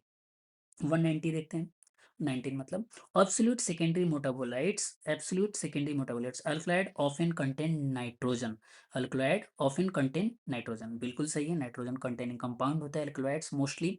Phenols include the flavonoids and lignin, phenol ये भी क्या करता है हमारे पास, स्टेटमेंट सही है। They are essential for the basic cell survival, नहीं, ये बेसिक सेल सर्वाइवल के लिए रिस्पॉन्सिबल नहीं है। तो हमारे पास बेसिक सेल सर्वाइवल के लिए this is the not essential, that is the primary metabolites. वो क्या होते हैं, प्राइमरी मेटाबोलाइट्स। ये बेचारा सेकेंडरी लिखा है, तो जरूरत ही नहीं है, गलत हो गया। Secondary metabolites not responsible for the basic, ये बात क्लियर, वो प्राइमरी मेटाबोलाइट्स होता है, तो ये गलत हो गया थर्ड वाला। तो फर्स्ट एंड सेकंड सही है, तो ऑप्शन इज द करेक्ट। 119 का क्या हो गया, A. 120 regarding the digestive enzyme enterokinase activates trypsinogen, किसको करता है, एक्टिवेट करता है, ये ऑलरेडी मैंने लास्ट सेशन में भी बताया था कि ये करता है, तो ये स्टेटमेंट तो सही हो गया। Pepsin work based in alkaline pH, यही तो गड़बड़ हो गया। हमें पहले से पता है, अगर मान लो कोई भूल भी गया तो दिमाग लगाना है। मैंने बताया अभी कि पेट में यानी कि स्टमक में प्रोटीन का डाइजेशन होता है, अब उसी स्टमक में ओजेंटिक सेल है जो एचसीएल सीक्रेट करता है। तो भैया वहाँ पे एसिडिक नेचर क्यों, सॉरी बेसिक नेचर क्यों हुआ, HCl is the acidic nature, तो इस तरीके रिलेट कर सकते हो। Pepsin work based in alkaline pH गलत, एसिडिक पीएच। एमाइडीज ब्रेक डाउन, ये भी सही है, तो कौन सा हो गया, 120 का दो सही है, पलाइन third, option A the correct. 121, 121 क्या है हमारे पास, इसको देखते हैं। About the photoperiodism and vernalization, इसके रिगार्डिंग हमें एक बेसिक सा क्वेश्चन है। यहाँ पे क्या है हमारे पास, photoperiodism perceived by the leaves, ये भी सही है, लिप्स देता है। Vernalization in the promotion of the flowering by the low temperature, ये भी सही है, लो टेम्परेचर में होता है। हाई टेम्परेचर लिखता है, गलत हो जाता है। Florigen is the hypothetical flooring, बिल्कुल हमें नहीं मालूम है, बस हम लोग मानते हैं कि नोड के ऊपर हमारे पास जब टर्मिनेट होता है तो यहाँ पे कौन सा हार्मोन काम आता है, फ्लोरिजन। हाइपोथेटिकल फ्लोरिंग हार्मोन, ये भी सही है, तो पहला दूसरा तीसरा तीनों करेक्ट है, option D is the correct, option D is the correct. 121 का क्या होगा, D. 122 regarding vitamin and deficiency, vitamin K is the blood clotting, सही है। विटामिन डी ये भी सही है। Scurvy is caused by the lack of vitamin, गलत हो गया, पहला दूसरा the correct, option is the correct. 122 का क्या हो गया, in C four plant photorespiration is negligible, पहली बात अब यहाँ पे ध्यान से समझना, फोटो रेस्पिरेशन इज नेग्लेजिबल या फिर हम इसको अब्सेंट भी बोल सकते हैं, तो ये बात तो सही हो गया। C four plant have a mechanism that increase the concentration of CO2 at enzyme site. C four plant, हाँ, कार्बन कंसंट्रेशन मैकेनिज्म बोलते हैं इसको, क्या बोलते हैं, कार्बन CO2 कंसंट्रेशन मैकेनिज्म या कार्बन कंसंट्रेशन मैकेनिज्म। क्यों ऐसा बोलते हैं, तो यहाँ से एक और बढ़िया क्वेश्चन बन सकता है कि ये जो बंडल शीट, जो मेसोफिल होता है वो थिन होता है, जबकि बंडल शीट होता है इसका सेल वॉल थिक होता है, और इसके सेल के बीच में गैप नहीं होता है, इसके सेल के बीच में क्या होता है, कोई भी गैप नहीं होता है, तो बेचारा जो CO2 आ गया वो वापस जा ही नहीं सकता, जो CO2 आ गया वो वापस जा ही नहीं सकता है। इसी वजह से हमारे पास क्या होता है, बेचारा CO2 वहीं पर ट्रैप हो जाता है, और वो CO2 इसके अंदर जो ए ग्रेनुल क्लोरोप्लास्ट है उसके अंदर C3 साइकिल कर लेता है, कौन सा कर लेता है, C3 साइकिल। तो ये क्या है हमारे पास 1 2 3, यहाँ पे आप देख पा रहे हो कि दोनों स्टेटमेंट क्या है, करेक्ट है।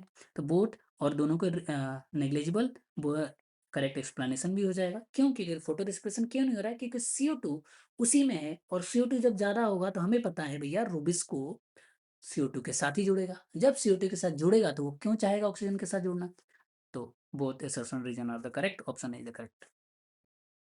Question number 124, myelinated nerve fiber conduct impulse much faster than the non myelinated, ये भी बात सही है। Myelin sheath is continuous covering without, गलत हो गया, नोड ऑफ रेनवीर पाया जाता है भाई, तो assertion सही है, रीजन गलत है, assertion true, reason false, option C is the correct.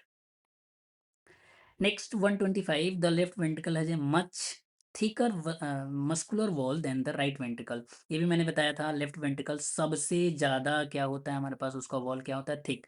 क्यों, क्योंकि इसको पूरे बॉडी में क्या करना है, ब्लड को पंप करना है, बाकी को तो सिर्फ लंग्स तक ले जाना, इसको तो पूरे बॉडी में पंप करना, तो सबसे ज़्यादा थिक होता है, तो ये स्टेटमेंट क्या है, सही है, ये स्टेटमेंट क्या है हमारे पास, सही है। चलो दूसरा स्टेटमेंट, सॉरी रीजन देखते हैं। The left ventricle must pump blood to the entire body against the high resistance, ये भी सही है कि पूरे बॉडी में उसको क्या करना है, पंप करना है, यानी both assertion reason are the correct, तो 125 का। नेक्स्ट अब हमें समझना है 126, in a deep water lentic ecosystem, यानी लेंटिक का मतलब स्टैग्नेंट, प्लेंटी का मतलब स्टैंडिंग यानी पॉन्ड हो गया और लेक हो गया। चलो, the zone where the rate of photosynthesis is exactly balance by the rate of respiration resulting in the net primary productivity zero. इस टर्म, इस टर्म को, क्वेश्चन को मॉडिफाई कर दिया है। इस पॉइंट को मैंने पहले बताया था, जहां पे सनलाइट नहीं जा रहा है जिस पॉइंट के पास, उस पॉइंट को हम लोग बोलते हैं कॉम्पनसेशन जोन। क्या बोलते हैं उसको? Compensation zone. तो option C is the correct. उसी को घुमा के क्वेश्चन पूछ दिया है। तो क्या होता है हमारे पास, यहाँ पे दोनों बराबर होता है, that is known as compensation zone. ये बात क्लियर? 126 का क्या हो गया? 100। बहुत ही बेसिक था कि अब हमारे पास ये जैसे पॉइंट होता है, तो ऊपर वाला होता है लिटोरल, बीच वाला होता है लिम्नेटिक, और सबसे नीचे होता है बेंथिक। और जिस पॉइंट के बाद सनलाइट नहीं आता है, उसके बाद आना बंद हो जाता है, that is known as compensation. ये बात क्लियर? उसके आगे कुछ नहीं हो सकता है। उस इसी के एक और टर्म में बोलते हैं, दैट इज प्रोफंडल जोन। उसी के नीचे वाला क्या हो जाता है? Profundal zone. वहां पे भी लाइट नहीं आता है, तो इसीलिए इस पॉइंट को हम लोग क्या बोलते हैं? कॉम्पनसेशन जोन, जहां पे rate of respiration and rate of photosynthesis equal होता है, तो इसीलिए इसको क्या बोलते हैं? Compensation zone. नेक्स्ट है 127, विच of the following describe bottom of control. Bottom up control, और एक होता है टॉप डाउन, और एक होता है बॉटम अप। अब यहाँ पे ध्यान से समझिएगा, बहुत ही सिंपल वे में आपको समझा रहा हूँ। जस्ट एक फूड चेन लूँ, तो मान लो this is the producer, this is the primary consumer, this is the secondary consumer, and this is the tertiary consumer. Bottom up top down में डिफरेंस समझिए। बॉटम अप का मतलब, और यानी कि जो नीचे वाला है, यानी जो प्रोड्यूसर है, वो कंट्रोल करता है इन सभी को। और जो टॉप डाउन का मतलब होता है, ऊपर वाला कंट्रोल करता है इन सभी को। फॉर एन एग्जाम्पल, अगर आप फॉरेस्ट में देख रहे हो, lion is the top consumer. मैं लायन हटा दूं, लायन को रिमूव करूंगा, तो बेचारा हर्बीवर का नंबर बढ़ जाएगा। हर्बीवर का नंबर बढ़ेगा तो इनका नंबर बहुत ज्यादा बढ़ जाएगा, क्योंकि इनको खाने वाला कोई नहीं होगा। जब इनका नंबर बढ़ जाएगा तो प्रोड्यूसर खा जाएंगे सब, तो पूरा इकोसिस्टम कोलैप्स। अब दूसरा जस्ट इसका अपोजिट, मैं इसको हटा दूं, प्रोड्यूसर को हटा दूं, ग्रास को हटा दूं। जब ग्रास को हटा दूंगा तो भाई प्राइम इसको खाने, ग्रास को खाने पे कौन डिपेंड है? हर्बीवोरा। हर्बीवोरा का खाना ही नहीं मिलेगा, हर्बीवोरा मरेगा। जब ये मरेगा तो ये मरेगा, ये मरेगा तो ये भी मर जाएगा। पूरा इकोसिस्टम क्या हो गया? कोलैप्स। तो सिंपली आपको यहाँ पे क्या पूछा है? That is the bottom up. कौन सा पूछा है? Bottom up. तो इसको आपको यहाँ पे समझना है। बॉटम अप पूछा है तो हमारे पास क्या होगा? Nutrient availability and the primary production limit to the energy the higher trophic level. सारे ऑप्शन को पढ़ते हैं इस कॉन्सेप्ट को लगा के, इसके बाद हम लोग यहाँ पे देखते हैं। Predator control the population the herbivores which turn into affect primary producer. नहीं, प्रीडेटर कंट्रोल नहीं करता है बॉटम अप में। हमारे पास कौन करता है? प्रोड्यूसर। मैंने भी बताया, तो स्टेटमेंट गलत हो गया। Competition between apex predators, statement गलत, बॉटम वाला करता है। Physical disturbance like storms periodically, इससे कोई मतलब नहीं है।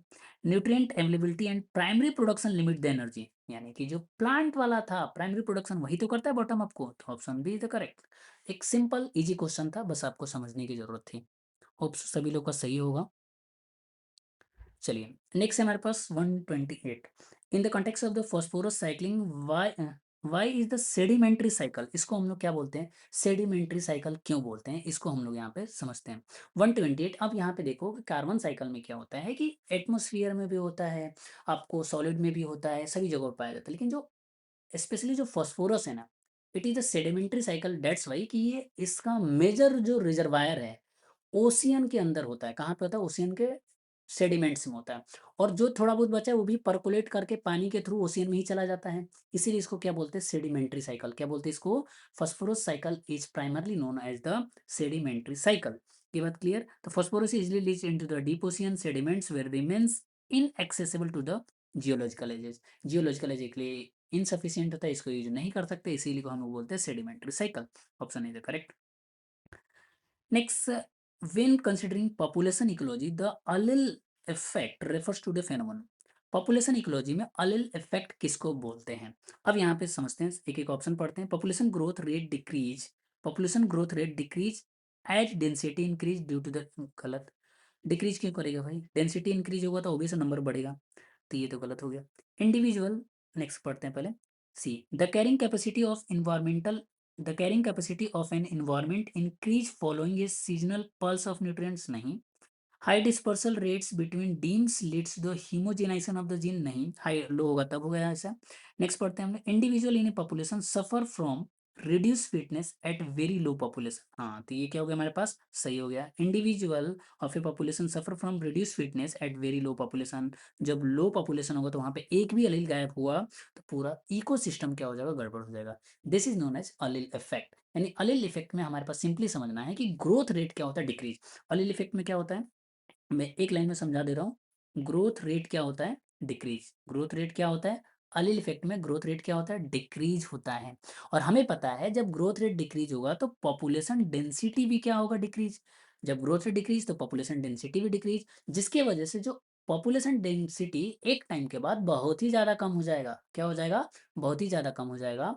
जब पॉपुलेशन डेंसिटी बहुत ज़्यादा कम हो जाएगा तो कम इंडिविजुअल रहेंगे, कम इंडिविजुअल रहेंगे तो उसका पार्टनर नहीं मिलेगा। पार्टनर नहीं मिलेगा, अल्टीमेटली ऐसा ही चला तो वो अपने प्रीडेटर से भी नहीं लड़ सकते हैं, क्योंकि जब कम अमाउंट में रहेगा तो उसको मारने वाले और भी होंगे। तो इस तरीके से वो धीरे धीरे इकोसिस्टम में कोलैप्स हो जाएगा। That is the allele effect. But इतना कोलैप्स नहीं कराना, जस्ट मैं समझाने के लिए बोल रहा हूँ। This Aleel effect define the, यहाँ पे ग्रोथ रेट क्या होता है, कम। ग्रोथ रेट की वजह से पॉपुलेशन डेंसिटी कम, जिसके वजह से हमारे पास स्मॉल ग्रुप में इंडिविजुअल स्ट्रगल करते हैं इवन रिप्रोडक्शन करने के लिए। उनको पार्टनर ही नहीं मिलते हैं भाई, उनको पार्टनर ही नहीं मिलते हैं फॉर द रिप्रोडक्शन। उस केस में और लो हो जाता है। तो ऑप्शन बी द करेक्ट। चलो 130, a sere in ecological succession is characterized by which of the following transition. अब सीयर किसको बोलते हैं, इसको आपको समझना है। इकोलॉजिकल सक्सेशन का एक बहुत ही सिंपल सा क्वेश्चन है। जब आप देखते हो कि हमारे पास सीयर और आगे चल के इसको हम लोग बोलते हैं सीरल स्टेज। क्या बोलते हैं इसको, सीरल स्टेज। तो ये पूछा है कि किसके द्वारा कैरेक्टराइज किया जाता है, a decrease in the total biomass and increase in the complexibility और द फूड। नहीं, जब ये इंक्रीज होगा तो ये भी इंक्रीज होती है, लाइन में गलती हो गया। A decrease in the ratio of the net community production and total community, ये भी गलत हो गया। The placement of stable complex community by an invasive pioneer species. नहीं, इन्वेसिव पायोनियर स्पीसीज आएगा तो ये भी प्रॉब्लम ही कॉज करेगा। ये बात क्लियर। अब हमें यहाँ पे क्या करना है, सक्सेशन में कॉम्प्लेक्स, सक्सेशन में क्या होता है, सिंपल से कॉम्प्लेक्स की तरफ जाते हैं। और हर एक स्टेज को सीरियल स्टेज बोलते हैं। हर एक स्टेज को क्या बोलते हैं, सीरियल स्टेज। जैसे निडेशन हो गया, प्राइमरी प्रोड्यूसर आएगा, सॉरी पहले लाइकेन आएगा, फिर ब्रायोफाइट, टेरिडोफाइट, इस तरीके से चलेगा। तो इस पूरे हर एक स्टेज को हम लोग बोलते हैं सीरियल स्टेज। क्या बोलते हैं उसको, सीरियल स्टेज।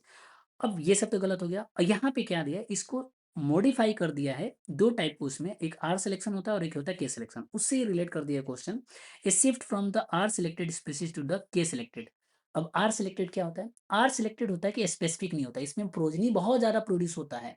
जबकि के सिलेक्शन में प्रोजनी कम प्रोड्यूस होता है। तो जो सिंपल वाले ऑर्गेनिज्म होते हैं, जो छोटे ऑर्गेनिज्म होते हैं, वो क्या करते हैं, बहुत ज्यादा प्रोजनी प्रोड्यूस करते हैं, बट मोस्टली प्रोजनी मर जाता है, नंबर कम होता है। आर सिलेक्शन और के सिलेक्शन में पहले भी डिस्कस किया था। आर सिलेक्शन में क्या होता है, high number of progeny, but उनका सर्वाइवल रेट बहुत कम होता है। के सिलेक्शन में एक ही दो बच्चे होंगे लेकिन वो अच्छे तरीके से ग्रो करेंगे। और उसमें कभी भी मरते रहते हैं, गायब होते रहते हैं, किसमें, आर सिलेक्शन में। और उसमें प्रोजनी छोटे और बहुत ज़्यादा होते हैं, जबकि के सिलेक्शन में बड़े और बहुत कम होते हैं। तो जब भी हमारे पास सिंपल से कॉम्प्लेक्स कम्युनिटी बनता है, यानी कि सक्सेशन होगा, तो आर सिलेक्शन से के सिलेक्शन की तरफ जाएगा। तो वही लिखा है, shift from the R selected to the K selected species, option B the correct. Next, the concept of ecological equivalence, the concept of ecological equivalence suggests that क्या क्या करता है, different species occupying similar niche in different geographical region develop similar. ये तो सही है, बाकी और पढ़ते हैं। Two species compete for the exact same resource can't, गलत हो गया। कर सकते हैं भाई, कर सकते हैं, कोई जिक्स कर सकते हैं। ऊपर से लिखा है इनडेफिनेटली, तो बिल्कुल ही नहीं होगा। चलो ये गलत हो गया। The energy the energy available at the tertiary consumer level is equal to the, ये भी गलत हो गया। हमें पता है 10% ही जाता है ना, तो घटता जाएगा, ये तो गलत हो गया। Genetic diversity within the species is the equivalent to the species diversity within the, गलत हो गया, अलग अलग होता है। तो ऑप्शन ए इज करेक्ट। 31 का क्या हो गया, ऑप्शन ए। नेक्स्ट है हमारे पास 32, in the nitrogen cycle the process of anammox यानी कि anaerobic ammonium oxidation is significant because, nitrogen cycle के सापेक्ष हमें देखना है। अब इसके अंदर हमारे पास जो एनामॉक्स होता है, ये क्या करता है, तो इसको मैं समझा देता हूँ। एनारोबिक अमोनियम ऑक्सीडेशन, ये क्या होता है, हमारे पास यूनिक बैक्टीरियल प्रोसेस है। कैसा है, यूनिक बैक्टीरियल प्रोसेस है, जहाँ पे अमोनिया एंड नाइट्राइट यानी कि NH4+ एंड NO2- यानी ammonia and nitrite, not nitrate, nitrite convert होता है किस में, N2 में। किस में कन्वर्ट हो जाता है भाई, N2 में होता है। किस में कन्वर्ट होता है, N2 में होता है। किस कंडीशन में? तो एनारोबिक कंडीशन में। ये ट्विस्ट है, किस कंडीशन में होता है? एनारोबिक यानी कि ऑक्सीजन के अब्सेंस में। और ये हमारे पास इस पूरे पाथवे को कॉमनली हम लोग क्या बोल सकते हैं? डीनाइट्रिफिकेशन। क्या बोल सकते हैं इसको? डीनाइट्रिफिकेशन। तो चलो देखते हैं हम लोग। कन्वर्ट्स एटमॉस्फेरिक नाइट्रोजन, गलत हो गया ये तो। Converts ammonia and nitrate into the N two gas bypass the traditional denitrification. Option C is the correct, sorry option B is the correct. Next, it is the primary method by which plant absorb nitrogen, गलत हो गया। Release of oxygen, ये भी गलत हो गया, तो option B is the correct. कौन सा होगा? 132 का B. 133, which specific atmospheric pollutant is responsible for the peroxyacetyl nitrate pan? ये बहुत फेमस क्वेश्चन है, बार बार आता है। क्या होता है हमारे पास? पैन, पहले तो पैन का फुल फॉर्म आ जाता है। Peroxyacetyl nitrate is the secondary pollutant. ध्यान रखना है कैसा पॉल्यूटेंट है ये बेचारा? सेकेंडरी पॉल्यूटेंट है, ये याद रखना है। दूसरा, ये सेकेंडरी पॉल्यूटेंट है और ये जो फोटोकेमिकल स्मॉग होता है ना, जैसे London smoke, Los Angeles smog, उन दोनों केस में आपको इसका एग्जाम्पल देखने को मिलता है। That is the photochemical smoke, जिसमें से नाइट्रोजनस ऑक्साइड के कंपोनेंट होते हैं और साथ में हाइड्रोकार्बन होते हैं, यानी कि NOx एंड हाइड्रोकार्बन्स होते हैं। क्या होते हैं? हाइड्रोकार्बन्स। और हद तो तब हो जाती है 6 मंथ तक होते हैं photochemical smoke, sometime it's up to the years. तो ये इसका मेन क्या कॉज करता है कि आई में प्रॉब्लम करता है। आई को क्या होता है? Irritation.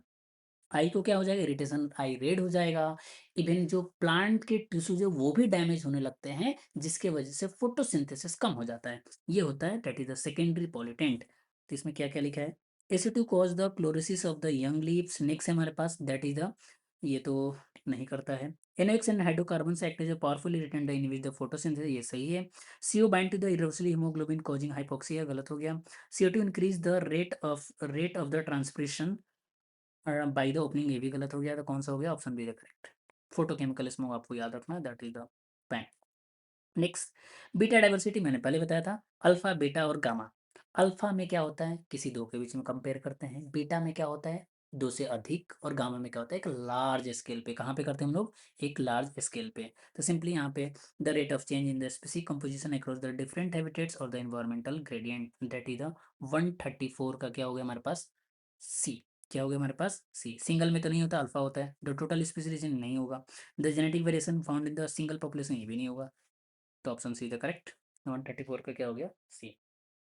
135, in inverted pyramid of biomass, ये बढ़िया क्वेश्चन है। Inverted pyramid of biomass typically found the certain marine ecosystem, how is the higher biomass of consumer supported by the lower biomass of producer? कैसे lower के द्वारा higher वालों को support किया जाता है, उसको आप एक क्वेश्चन में हम लोग देखते हैं। ये एक बढ़िया क्वेश्चन है। इसमें सबसे पहले हमारे पास देखो, जो प्रोड्यूसर होगा, प्रोड्यूसर के बाद क्या होगा? हमेशा क्या होता है? हाई टर्नओवर होगा। उसके वजह से क्या होगा हमारे पास? उसके ऊपर तरफ जाएगा, उसके ऊपर की तरफ, यानी कि एनर्जी तो कम जाएगा, बट मेन क्या होता है हमारे पास? प्रोड्यूसर। मेन क्या होता है? प्रोड्यूसर। नेक्स्ट यहाँ पे देखो, इसको पढ़ते हैं हम लोग। The producer have the very high turnover rate and extremely rapid reproductive cycle, ये स्टेटमेंट तो सही है, बाकी और देखते हैं। दैट इज द, नेक्स्ट हमारे पास क्या है? Consumer migrate to other ecosystem to supplement their energy, गलत, अदर क्यों जाएगा? The producer are much larger in size than the primary consumer, नहीं, प्रोड्यूसर कम होता है ना इन्वर्टेड में, ये तो ऐसे ही गलत हो गया, simple. Most of the energy stored in the detritus rather than the living primary producer. देखो डेट्राइटस से इसका कोई लेना देना नहीं, क्योंकि GFC का पार्ट है। किसका पार्ट है? ग्रेजिंग फूड चेन का पार्ट है। तो ये भी गलत हो गया, तो option A correct, option A the correct. 136, the Redfield ratio 106C 16N and 1P, it is a critical concept in the ecosystem use to the describe, ये किसको डिस्क्राइब करता है? तो आपको ध्यान रखना है, that is a carbon nitrogen and phosphorus. किसको डिस्क्राइब करता है? कार्बन नाइट्रोजन एंड फॉस्फोरस, ये ऑलरेडी हमें बता दिया है। सिंपली समझते हैं, it is the stoichiometric requirement for the phytoplankton for the nutrient uptake in the ocean. Ocean में न्यूट्रिएंट अपटेक के लिए ये तीनों चीज, रेड फील्ड रेशियो याद रखना है, किसके लिए होता है? ओशियन के अंदर स्टिकोमेट्रिक कॉफिशिएंट है। ये क्या हमारे पास? स्टिकोमेट्रिक कॉफिशिएंट, या ये इतने अमाउंट में हमारे पास होना चाहिए। 137, which of the following is an example of ex-situ conservation with intrinsic value? with intrinsic value, ex-situ बोला है, ये क्या बोला है? ex-situ conservation, यानी कि अपने जगह से दूर। और अपनी जगह से दूर हुआ तो यानी कि उसका नेचुरल हैबिटेट तो होगा नहीं। तो पहला देखते हैं, द एस्टेब्लिशमेंट नेशनल पार्क, ये तो नहीं, ये तो सही, ये गलत हो गया क्योंकि NC2 होता है। Cryo preservation of the gamete, ये तो सही है, बाकी देखते हैं। और restoring A degraded wetlands provide the, ये भी गलत हो गया क्योंकि NC2 होता है। Implementing strict law against the poaching influence in the nature, ये भी गलत हो गया। Option B is correct. 137 का क्या हो गया भाई? बहुत ही बेसिक सा ऑप्शन है। 138, the logistic growth curve dn by dt equal to Rn upon k minus N upon K, levels of at the carrying capacity. ये हमें पता था कि हमारे पास कैरिंग कैपेसिटी क्या होता है, यही। नेक्स्ट, ये किसको बताता है? The intrinsic rate of increase R become infinite, गलत। इन्फिनाइट नहीं हो सकता, कैरिंग कैपेसिटी के बराबर हो सकता है, उसके ऊपर नहीं जा सकता है। The environmental resistant increase as the population size approach, हाँ बिल्कुल सही है। जैसे जैसे तुम के की तरफ जाओगे वैसे वैसे रिसोर्स कम होगा, जब रिसोर्स कम होगा तो रेसिस्टेंट बढ़ेगा यानी कंपटीशन बढ़ेगा। तो यानी ये बात तो सही है, बाकी और देखते हैं। The mortality rate become zero due to abundance, नहीं, अबाउडेंस ऑफ रिसोर्स होने से मोर्टिलिटी रेट जीरो तो नहीं हो सकता, कम हो सकता है, ये तो गलत हो गया। The population enters a phase of biotic potential where resource were unlimited. The population enters a phase of biotic potential where resource are unlimited, नहीं, ये भी क्या हो गया स्टेटमेंट गलत, तो कौन सा सही हो गया हमारे पास? Option B the correct. 138 क्या क्या हो गया? बी। नेक्स्ट है ecotone is a zone of junction between two ecosystem which is following is true regarding the its characteristic. क्या कैरेक्टरिस्टिक यहाँ पे देखो, इकोटोन होगा तो सबसे पहली बात तो यहाँ पे बायोडाइवर्सिटी रीच होगा। क्या होगा? बायोडाइवर्सिटी रीच होगा, ट्रांजिशन जोन। जैसे कि एक मार्सी एरिया है, ड्राई एरिया है, या एक्वेटिक एरिया है, या फिर एक फ्रेश वाटर है, मराइन वाटर है। जब दो इकोसिस्टम बढ़ेगा तो उस केस में स्पीसीज रिचनेस बढ़ता है। जब स्पीसीज रिचनेस बढ़ेगा तो डेंसिटी भी बढ़ेगा। और इसी चीज को बोलते हैं एज इफेक्ट। इसी चीज को क्या बोलते हैं? Edge effect. इसके पहले भी मैंने बताया था, इसको क्या बोलते हैं? Edge effect. तो देख लेते हैं ऑप्शन कौन सा है। It hosts the higher species richness and density phenomenon as effect. Option C is the correct. 139 का C.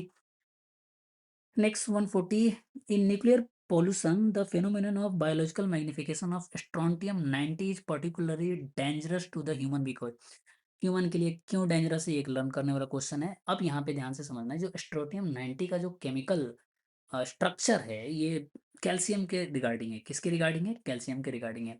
तो आप समझ जाओगे कि जब कैल्शियम के रिगार्डिंग है तो आप खुद ही बता दो, आप ऑप्शन पढ़ के कौन सा होगा।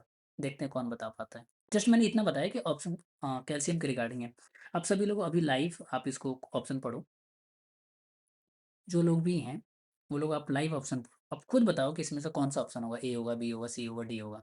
बेसिक कॉन्सेप्ट आप आराम से क्वेश्चन कर लोगे, बस छोड़ना नहीं है कि बड़ा क्वेश्चन है तो छोड़ दिए। बताइए कोई भी।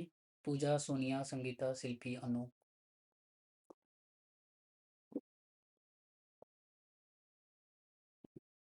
बी। Very good Sonia.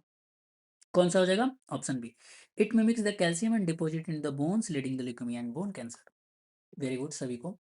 काफी इजी सा है। 141, consider the following statement regarding the ecological succession. Ecological succession के रिगार्डिंग कौन सा स्टेटमेंट क्या हमारे पास कनेक्ट है? अब यहाँ पे देखते हैं। Primary succession occur in the previously occupied bare substrate like a new lava form, बिल्कुल सही है, बाकी और भी पढ़ लेते हैं। प्राइमरी सक्सेशन में वैसी जगह पर होता है जहाँ पे कोई भी लाइफ है ही नहीं, जैसे कि बेयर रॉक या लावा या न्यूड रॉक, तो ये स्टेटमेंट सही है। In the facilitation model early species make environmental less suitable, गलत। मोर सुटेबल कराता है भाई वो, ये तो गलत हो गया। ये पहले भी बताया था, model tolerance, facilitation, inhibition, more suitable कराता है, गलत हो गया। Climax community are always characterized by the highest net productivity in the entire area. Climax communities are always characterized with the highest primary, नहीं जरूरी नहीं, सॉरी, ये क्या है ना, climax community are always characterize by the, हमारे पास क्या दिया है? हाँ, हाईएस्ट नेट प्रोडक्टिव, ये तो क्या हो गया? सही होगा। फैसिलेशन मॉडल में क्या हो गया? तो दूसरा वाला गलत हो गया, यानी फर्स्ट एंड थर्ड क्या हो गया हमारे पास? First and third are correct, तो कौन सा हो गया? First and third are correct, कहाँ गया? ऑप्शन है कि नहीं? हाँ, ऑप्शन सी था करेक्ट, ये बात क्लियर है।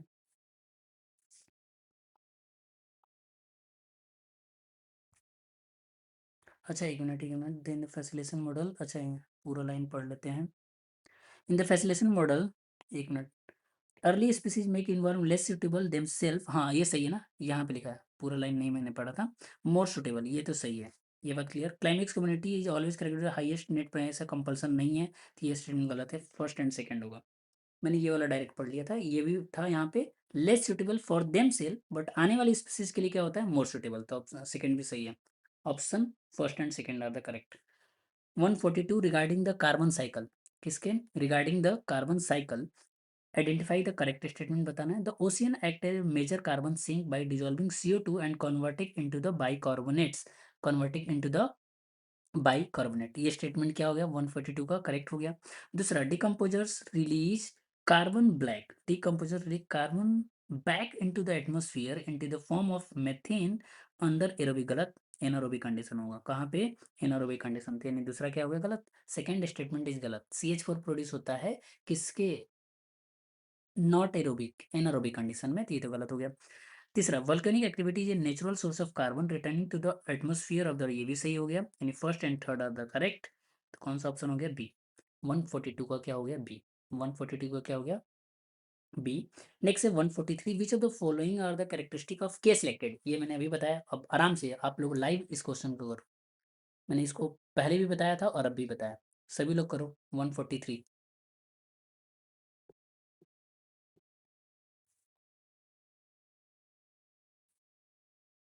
कौन सा होगा?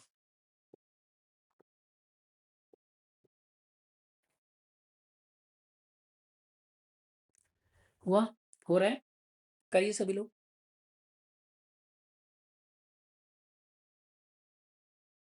संगीता, आ रहा है या मैं बताऊं? ठीक है, अभी मैं समझा दे रहा हूँ। ऑप्शन थर्ड बोल रहा हो आप, चलिए कोई नहीं, मैं समझा दे रहा हूँ। अब यहाँ पे देखो, हाँ very good Anu, option B is the correct, but देख लेते हैं हम लोग। Small body size and shorter life span, क्या बोला है के सिलेक्टेड के लिए? Small body size and shorter life span. दूसरा हमारे पास extensive parental care and high investment in few offspring. हमें के सिलेक्टेड में क्या होता है? पेरेंटल केयर बढ़िया होता है, हाई इन्वेस्टमेंट ऑफ फ्यू, कम ही होंगे लेकिन बेबी क्या होगा? अच्छा, बेबी क्या होगा हमारे पास? उसको अच्छे तरीके से हम लोग देखभाल करेंगे। ये बात क्लियर है? चलो, अब यहाँ पे देखते हैं दूसरा, यानी ये तो सही है। स्मॉल बॉडी साइज में किसकी बात किया था यार? क्या था? तो ये तो छोड़ दो। चौथा, तीसरा पढ़ते हैं। Population fluctuate widely above and below the carrying capacity. Population fluctuate करता है widely above and below the carrying capacity. इस केस में हमारे पास ये गलत हो गया, क्योंकि केस सिलेक्टेड में ऐसा नहीं होता है। वो फिक्स होता है कि भैया एक एज के बाद वो अगर कुछ मंथ हो गया तो वो सर्वाइव करेगा करेगा। तो that is the option third, तो गलत हो गया। Found in stable predictable environment, ये भी सही है। तब कौन सा हो गया हमारे पास? That is the second and fourth. कौन सा सेकेंड एंड फोर्थ किसको सपोर्ट करता है? के को। और ये दोनों किसको सपोर्ट करता था? आर को। किसको कर रहा था? आर को। तो option B is the correct. Next है, evaluate the following statement about the biodiversity conservation. Biodiversity hotspot are identified based in high species richness and high degree of endemism. High degree of endemism. तो अब यहाँ पे देखो, ये statement क्या हो गया हमारे पास? Correct. Sacred group are example of in situ, बिल्कुल सही है। सेक्रेड ग्रुप वो होता है जो रिलीजियस या किसी भी तरह का belief, natural, religious, some personal, कोई भी बिलीफ है उससे आप प्रोटेक्ट कर रहे हो तो उसको बोलते हैं सेक्रेड ग्रुप्स। ये तो सही हो गया, option second is the correct. Next है, the six extinction is different from the previous mass extended because of the anthropogenic. ये भी स्टेटमेंट सही है। हमारे पास क्या होता है? This is the correct. यहाँ पे क्या हो गया? पहला भी सही है, दूसरा भी सही है और तीसरा भी सही है। तो first, second and third are the correct. इसमें क्या होता है? Massing because it's the anthropogeny का मतलब ह्यूमन का इन्वॉल्वमेंट। किसका इन्वॉल्वमेंट हो गया? ह्यूमन का। Concerning water pollution and eutrophication, eutrophication is caused by the enrichment of water bodies with nitrates and phosphate. ये क्या है? सही है। इसका अमाउंट क्या हो जाता है हमारे पास? ज़्यादा हो जाता है। हाई बायोलॉजिकल ऑक्सीजन यानी BOD indicates that the water is highly pure. गलत, ये तो बेकार हो गया ना, ये तो गलत हो गया। Helical problems lead to the depletion of dissolved oxygen, death of the, ये भी सही हो गया। पहला तीसरा करेक्ट। तो पहला तीसरा ऑप्शन सी दिख रहा है, तो कौन सा हो गया? 145 का सी। 145 का क्या है? वो सी। 146 है, statement regarding the food webs. A food web provides more stability and ecosystem than the simple food chain. ये स्टेटमेंट सही है भैया। फूड वेव पॉसिबल है, एक्चुअल में फूड चेन तो पॉसिबल ही नहीं है। मर्जी उसकी, जो ओमनीवोर्स है वो चाहे प्रोड्यूसर को खाए चाहे कार्निवोरा को खाए, उसकी इच्छा। तो ये तो गलत हो गया। सॉरी, मतलब ये स्टेटमेंट क्या है? तो सही हो गया। Food web provides more stability, ये स्टेटमेंट बिल्कुल सही है। किसके मुकाबले? फूड चेन के मुकाबले। 146 का क्या स्टेटमेंट? सही हो गया। की स्टोन स्पीसीज है disproportionately large effect on the food web, बिल्कुल सही है। की स्टोन स्पीसीज भले उसका नंबर कम है लेकिन वो सिग्निफिकेंट इम्पैक्ट डालता है, जैसे लायन, टाइगर, जो भी चीता, ये सब सिग्निफिकेंट इफेक्ट डालता है, वैसे स्पीसीज को की स्टोन स्पीसीज बोलते हैं। ये सही है। Energy flow in A food wave is multi, गलत हो गया, यूनिडायरेक्शनल। पहला दूसरा द करेक्ट, तो ऑप्शन बी द करेक्ट। 146 का बी। 147 देखो भाई, identify the correct statement about air pollution mitigation. Air pollution को मिटिगेट यानी कि सही करने के लिए हम कौन कौन सा तरीका यूज कर सकते हैं क्वालिटी को बढ़ाने के लिए। Electrostatic precipitation can you remove 99% of the particulate matter from the industrial exhaust. अब यहाँ पे ध्यान से समझना है, ये तो स्टेटमेंट सही है, वो बाद की बातें हमारी फैक्ट्री हमारी गवर्नमेंट इस पर लॉ नहीं लाती है, जिसकी वजह से बहुत सारे के पास ये वाला होता नहीं है। अब ऐसा क्यों कि it's is highly costly device, इसलिए बहुत सारे इंडस्ट्रीज को लगाते ही नहीं है क्योंकि उतना खर्च कौन करे करोड़ों रुपए। But it's very very important क्योंकि 99% ऑफ पार्टिकुलेट मैटर को फिल्टर कर देता है। But it's very very much costly, थोड़ा बहुत भी नहीं, छोटे मोटे लोग तो लगा भी नहीं पाएंगे। नेक्स्ट हमारे पास catalytic converter in the automobiles use the expensive metals like platinum and palladium in NOx emission. ये भी स्टेटमेंट सही है। इसी वजह से मारुति सुजुकी की कार है जिसका नाम है मारुति सुजुकी इको, इसमें इसका अमाउंट ज़्यादा है, इसीलिए इसको चोरी कर लेते हैं लोग, चोर लोग मस्त तरीके से कैटालिटिक कन्वर्टर के बेचते हैं, वहाँ से मिले प्लेटिनम ये सब निकालते हैं और मस्त मार्केट में बेच देते हैं। ठीक है, सोचो इको का बहुत ही ज़्यादा कॉस्टली बिकता है, तो कहोगे ये भी सही है। चलो नेक्स्ट है हमारे पास scrubber primarily use to remove gases pollutants like sulphur dioxide, हाँ ये भी सही है ऑलमोस्ट। ठीक है, तो first second and third are the correct, option C the correct. ठीक है, 147। 148 रिगार्डिंग द पॉपुलेशन डिस्पर्सल, यानी कि उसके फैलने में कौन कौन सा है, प्रसार में कौन सा है। Immigration refers to the one way outwards movement of individuals from a population. हाँ, इमिग्रेशन का मतलब होता है आना, और एक होता है आई वाला, एक होता है ई वाला। ध्यान से समझना, यहाँ पे कौन सा लिखा है, ई वाला लिखा है, कौन सा वाला लिखा है, ई वाला यहाँ पे लिखा है। Immigration refer to one way outward movement, यानी कि इस किसी पॉपुलेशन से बाहर जाएगा, तो ये तो सही हो गया। Migration is a periodic to a movement, मैंने बताया था माइग्रेशन टेम्पररी होता है, जैसे ही नॉर्मल टेम्परेचर होगा या नॉर्मल सिनारी होगा वापस अपने घर आएगा, तो ये भी सही हो गया। Dispersal is essential for the colonisation of new habitats and maintaining gene flow between them, ये भी सही है। यानी 148 का सब के सब ऑप्शन क्या हो गए, करेक्ट। ये बात क्लियर, 148 का क्या हो गया हमारे पास, करेक्ट। तो पहला दूसरा एंड थर्ड, 148 का क्या हो गया, डी। 149 देखो, the pyramid of energy is always upright and can never be inverted in an ecosystem, ये तो हमें पता है कि कभी भी हमारे पास इन्वर्टेड हो ही नहीं सकता है। Reason according to the second law of thermodynamics energy lost to the heat and trophic level during the transfer, ये भी सही है। कई बार क्वेश्चन पूछता है कि किस लॉ को फॉलो करता है, तो आपको बताना है सेकंड लॉ को फॉलो करता है, वो भी स्टेटमेंट सही है, तो option is the correct. The last one is the hydrarch succession बताना है। वैसे दो टाइप का हाइडार्क होता है, एग्जार्क होता है, और उसके बीच में कंडीशन होता है जिसको हम लोग बोलते हैं मैजिक कंडीशन, जिसको हम लोग क्या बोलते हैं, मैजिक, जहाँ पे ना बहुत ज़्यादा वाटर है और ना बहुत ज़्यादा लैंड है, उस कंडीशन को बोलते हैं मैजिक कंडीशन। बट यहाँ पे ना सीधे सीधे किसका दिया है, हमारे पास हाइडार्क सक्सेशन का दिया है, यानी पहले वाटर था और वाटर से फॉरेस्ट बनाए, तो कौन कौन सा होगा। तो सबसे पहले हम लोग 5 6 देख लेते हैं, फिर ऑप्शन मिला लेंगे। सबसे पहले भैया फाइटोप्लैंक्टन होगा, कौन सा होगा, फाइटोप्लैंक्टन, यानी कि third one is the phytoplankton. सबसे पहले क्या हो गया, थर्ड। उसके बाद क्या होगा, पहले सबमर्ज प्लांट आएंगे, फिर धीरे धीरे सबमर्ज सेमी सबमर्ज इस तरीके से जाएंगे, तो पहला क्या होगा, थर्ड। थर्ड के बाद हमारे पास क्या होगा, सबमर्ज। सबमर्ज कहाँ गया, कहीं दिखाई दे रहा है, दैट क्योंकि एक्वेटिक मीडियम है, कि ये था एक्वेटिक, इसके अंदर पानी है भाई, बस इस पानी से यहाँ पे फॉरेस्ट बनाना है, तो धीरे धीरे तो जाओगे। सबसे पहले फाइटोप्लैंक्टन, उसके बाद कहाँ गया, सबमर्ज प्लांट, यानी तीसरा के बाद दूसरा हो गया। उसके बाद क्या होता है, सबमर्ज फ्री फ्लोटिंग, सबमर्ज तो है लेकिन फ्लोट कर रहे हैं, तो दैट इज कहाँ गया, छठा कहीं गया है क्या, ये रहा। नेक्स्ट है हमारे पास सिक्स। अब यहाँ पे देखो सबमर्ज, इसके बाद क्या होगा हमारे पास, that is the reed swamp stage. कौन सा आएगा, रेड स्वैम्प स्टेज। जब आप पढ़ोगे तो समझ में आ जाएगा, फर्स्ट आएगा रेड स्वैम्प स्टेज, के बाद क्या होगा, मार्सी मीडो स्टेज, क्या होगा, मार्सी मीडो स्टेज, और उसके बाद क्या हो जाएगा हमारे पास, फॉरेस्ट, यानी कि चौथा। अब समझते हैं, मान लो इतना नहीं पता है आपको, कुछ पता है तो भी तो क्वेश्चन का हो सकता है, इसको मिला के देख लो। लेकिन कैसे करोगे, सब में चौथा यहीं पे दे दिया, तो मुझे लगा चौथा, और सब में तीसरा और चौथा देखो, तो देखो सीधी सी बात है, ये वाला सब में चौथा दे दिया, तीसरा हमारे पास पहला होगा, यानी ये तो कभी नहीं हुआ, एक ही ऑप्शन एलिमिनेट हो रहा है। उसके बाद क्या होगा, तीसरा दूसरा, और उसके बाद पहला यहाँ से एलिमिनेट, ये भी गायब हो गया, इस तीसरे के बाद ये भी गायब हो गया, तो कौन सा हो गया, option A is the correct, option A is the correct. तो कर सकते हो, अगर आप पूरा नहीं पता तो भी आप कर सकते हो, कुछ बेसिक से इन तीनों को पता होता तो भी कर लेते हैं, सबसे लास्ट में और बीच के दो वाले शुरू वाले, तो इस तरीके से आपका क्वेश्चन हो जाता है, अगर सम टाइम ऐसे क्वेश्चन आता है तो। Option A is the correct. Clear है सभी को? समझ में आया सब कुछ? बताइए आप लोग। क्लियर है? ठीक है, वेलकम एवरीवन। Good night.